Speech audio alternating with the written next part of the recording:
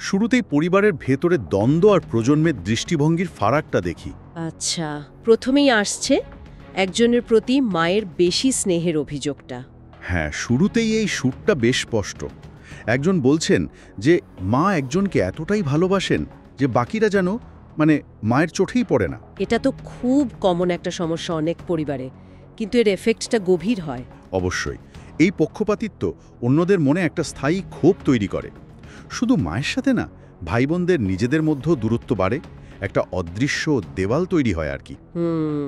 আর এই পরিবেশেই আরেকটা সংঘাত, দোয়ার গির্জায় যাওয়া নিয়ে। হ্যাঁ, দোয়া গির্জায় গিয়ে মোমবাতি জ্বালিয়েছে, প্রার্থনা করেছে। তার শাশুড়ির কাছে এটা তো প্রায় ধর্ম চলে যাওয়ার মতো ব্যাপার। উনি তো খুব কঠোর ভাষায় বকাবকি করেছেন। সাংঘাতিক।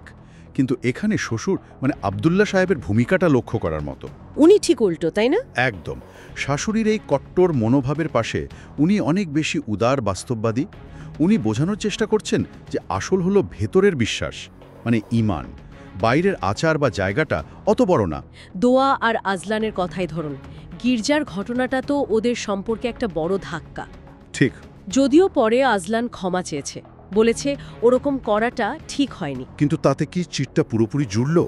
আমার তো মনে হয় না।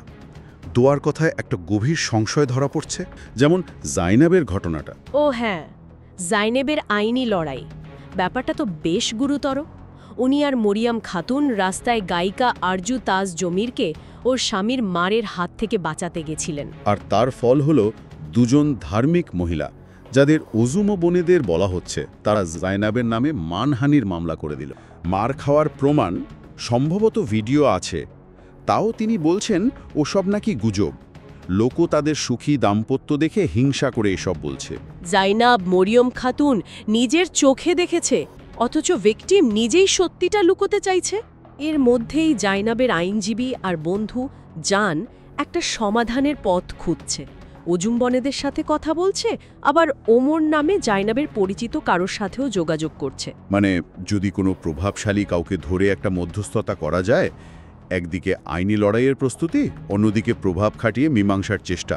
এটাও আমাদের সমাজের একটা চেনা ছবি। যেখানে নীতির লড়াই আদালতে হওয়ার কথা, সেখানে জানাশোনা বা ক্ষমতা দিয়ে মিটমাটের চেষ্টা। হ্যাঁ, এটা হয়তো পরিস্থিতি সামলানোর একটা বাস্তব উপায়, কিন্তু আসল সমস্যাটা বা নীতির প্রশ্নটা হয়তো চাপা পড়ে যায়। আর এই সব কিছুর গভীরে আরও অনেক না বলা কথা টানাপোড়েন চলছে।